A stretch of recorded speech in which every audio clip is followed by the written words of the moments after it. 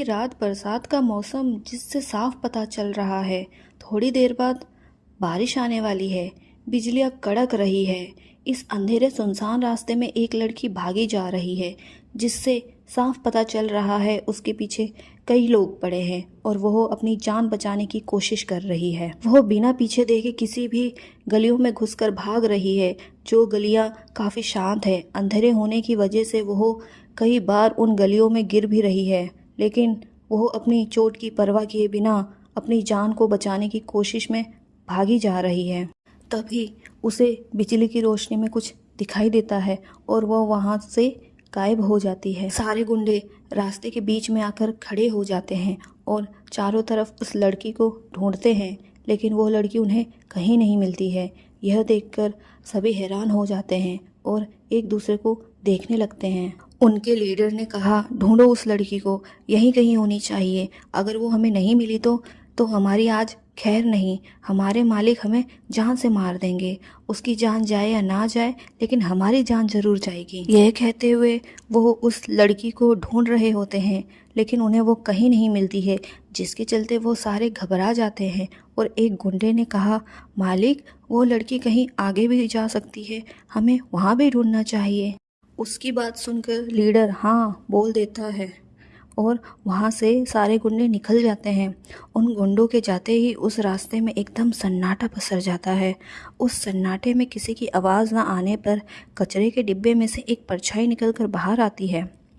वो अपने आप को साफ करते हुए खुद से कही, कहाँ ज़िंदगी में गाड़ियों में घूमती थी और कचरे गंदगी से दूर रहती थी, और कहाँ आज मुझे इस कचरे में छुपना पड़ रहा है और मेरा फ़ोन भी पता नहीं कहाँ गुम हो गया है। ये कहते हुए वो अपने कपड़े झाड़ते हुए जल्दी जल्दी जा रही थी, लेकिन उसका ध्यान बिल्कुल भी नहीं था कि पीछे से कोई गाड़ी आ रही है, क्योंकि उस गाड़ी का हेडलाइट जल नहीं रहा था।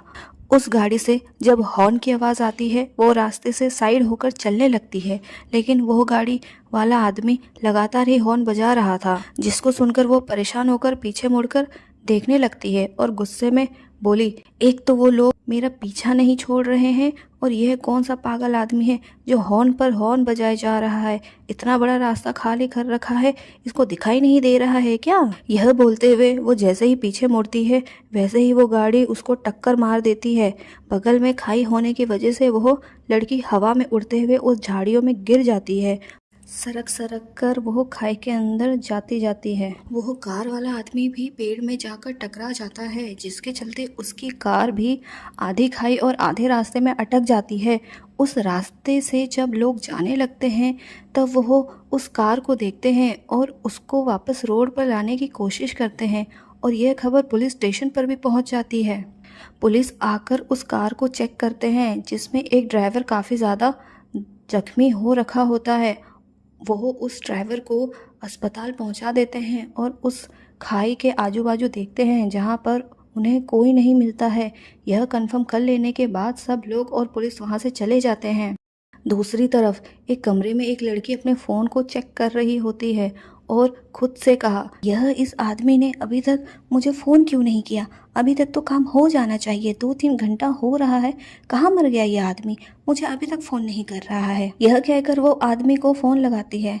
रिंग की आवाज़ सुनकर वो आदमी अपने उन आदमियों को देखता है और ना चाहते हुए भी उसको उस कॉल को उठाना पड़ता है। वो आदमी फ़ोन उठाकर, जी मैडम कहिए। वह लड़की गुस्से में, मैंने तुझे काम दिया था, वो काम हुआ या नहीं हुआ है अभी तक, कितना टाइम हो गया है, तुझे दिखाई नहीं दे रहा है। वो आदमी, मैडम हमने काम तो अपना किया था, लेकिन वो लड़की मिल नहीं रही है। दूसरी तरफ से गुस्से में आवाज आती है, क्या मिल नहीं रही है, कैसे नहीं मिल रही है, तुझे एड्रेस तो दिया था कि वो कहाँ गई है। वो आदमी, मैडम हमने काम तो किया, लेकिन वो चकमा देकर भाग गई। वो लड़की गुस्से में, चकमा देकर भाग गई तो गुंडा ही है ना, किडनैपिंग का काम करता है या नहीं, या फिर ऐसे ही नाम के बस पैसे लेता रहता है। तो तुझे तो काम पर रखना ही बेफिजूल है, रख फोन। अगर वो लड़की मेरे घर पर आई तो मैं तेरा और तेरे उन गुंडों का क्या हाल करूंगी वो देख लेना। यह कहकर वो फोन कट कर देती है। बाहर बिजली कड़कने लगती है, जिसकी रोशनी उसके कमरे तक पहुंचती है। वो लड़की अपने कमरे में चक्कर काटते हुए वह कैसे बच सकती है। नहीं, उसको मरना होगा, उसको मरना ही होगा। यह कहकर वो अपने बिस्तर में फ़ोन फेंकती है और अपने बिस्तर में बैठ जाती है। कुछ घंटे बाद काफ़ी तेज़ बारिश होती है, जिससे जो लड़की उस खाई में गिरी होती है वह सरक सरक कर पानी के बहाव से कहीं और पहुंच जाती है। वह इस वक्त होश में नहीं रहती है कि वह कहाँ पहुंच गई है। अभी भी चारों तरफ अंधेरा ही अंधेरा रहता है। बारिश के वजह से उसकी आँख थोड़ी थोड़ी होश में आती है और अपनी आंखें खोलती है, लेकिन ज़्यादा चोट लगने की वजह से उसकी आंखें फड़फड़ाने लगती है और वापस बंद हो जाती है। वो वापस बेहोश हो जाती है। धन्यवाद। अगर आपको मेरी कहानी अच्छी लगी तो आप मुझे कमेंट में बता सकते हैं। मैं आपके लिए इसके और भी एपिसोड लेकर आऊँगी।